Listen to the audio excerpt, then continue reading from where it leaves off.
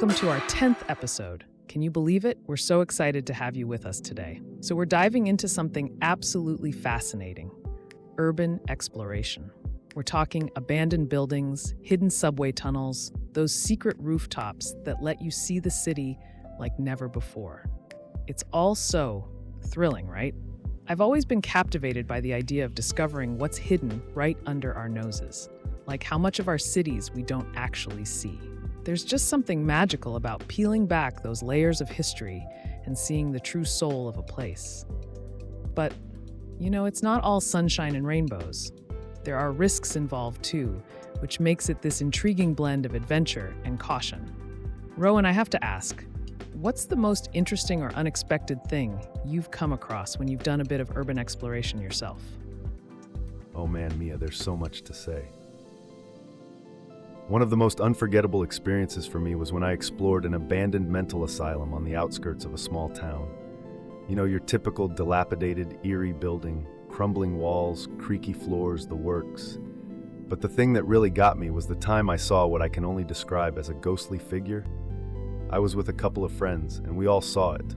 Or them, I should say. It was like a translucent figure just gliding down the hallway. And I'm an engineer. I usually chalk things up to logical explanations, light reflections, drafts, you name it. But this was different. It felt like we were stepping back in time, right into the lives of those who had once lived and worked there. What about you? Have you ever had any creepy or awe-inspiring moments while exploring? Wow, that sounds absolutely spine-chilling, Rowan. An abandoned mental asylum is like the epitome of creepy places, right? I mean, those places are storied with so much past intensity. For me, I'd say one of the most awe-inspiring moments happened when I was exploring this old, decommissioned power plant. The structure was massive, somehow both imposing and beautiful at the same time. Its rusty, hulking machinery contrasted sharply with the clear blue sky peeking through broken windows. I remember finding this room filled with dusty, old control panels, each covered in dials and switches. It felt like stepping into a time capsule. And then there was this weirdly serene moment where a beam of sunlight broke through the grime-covered windows, illuminating the whole room. It felt almost reverential, like I was witnessing a forgotten piece of history waking up for just a second. It's funny how these places, even when abandoned, hold on to their essence so strongly, almost like they whisper stories to those brave enough to listen. Oh, that sounds incredible, Mia. It's like the atmosphere completely changes when a place is abandoned, right? That beam of sunlight breaking through the grime must have been almost poetic. I think it's these moments that really connect us to the past in a profound way.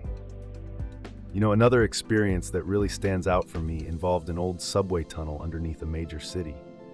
I had heard rumors of hidden artwork, graffiti that was supposedly masterpieces lost to time. So a buddy and I decided to check it out one night. It's this eerie mix of claustrophobic and grand, the kind of place that almost feels like it has its own pulse.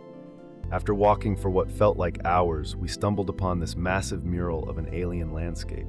It was surreal, almost three-dimensional even in the dim light of our flashlights. The artistry was so intricate, like it was telling a story only a select few have ever seen. In that moment, we were in awe, feeling like secret keepers to something truly unique. Ever experience something that feels like it's speaking directly to you in that way? Oh, for sure. There was this one time when I was exploring an old abandoned theater. The kind with faded velvet seats and a crumbling stage. It was spooky yet mesmerizing at the same time. As I walked through the aisles, I found this old, dusty playbill from decades ago, stuck under one of the seats. It had this vintage design and the names of long-forgotten performers. Suddenly, the entire place felt alive again. Like I could almost hear the echoes of applause and see the stage lights flicker back on. It was like a bridge to a time when that theater was the heart of the community. You get this hauntingly beautiful sense of connection, like these forgotten relics are reaching out to share their stories. It's moments like these that make urban exploration so endlessly fascinating. Absolutely, Mia. And it's amazing how those remnants of the past can feel so vivid, like they're just waiting for someone to remember them. I felt something similar when I explored an abandoned hotel. The building was still, like it was frozen in time. But then as I was wandering through, I stumbled upon this grand ballroom with an old, broken chandelier hanging precariously. There were dusty tables and chairs, and even some old, decaying floral arrangements, like someone had just left in the middle of a grand celebration. In that silence, it was almost like you could still hear the faint echo of music and laughter. It really makes you wonder about the lives that once filled these places, about the stories you'll never know but can almost feel in the air. It's these echoes of the past that make urban exploration such a unique and deeply personal experience. Ever come across something that made you feel like you were stepping into a parallel world, one that's still alive in its own way? Definitely. Once, I ventured into an old industrial warehouse. The whole place had this eerie, abandoned feel, but what stood out were these intricate, gargantuan machines still sitting there as if waiting to be used again. At one point, I stumbled upon this dusty, half-opened ledger sitting on a manager's desk. I wiped it off and found it filled with penciled-in notes, names of workers, production numbers, all from decades ago. It felt like stepping into a time-locked snapshot of the daily hum of industry life. As I flipped through those pages, it was like I could almost hear the once bustling noise of machinery, the chatter of workers going about their day. It's so surreal, almost dreamlike, how these places retain their essence long after they've been abandoned. It's like a parallel layer of reality, just waiting to be rediscovered. Absolutely, Mia. It's like these places have their own heartbeat, subtly pulsing with the energy of the past. I had a similar experience in an old, deserted train station once. The tracks were overgrown with weeds, and the station building was falling apart.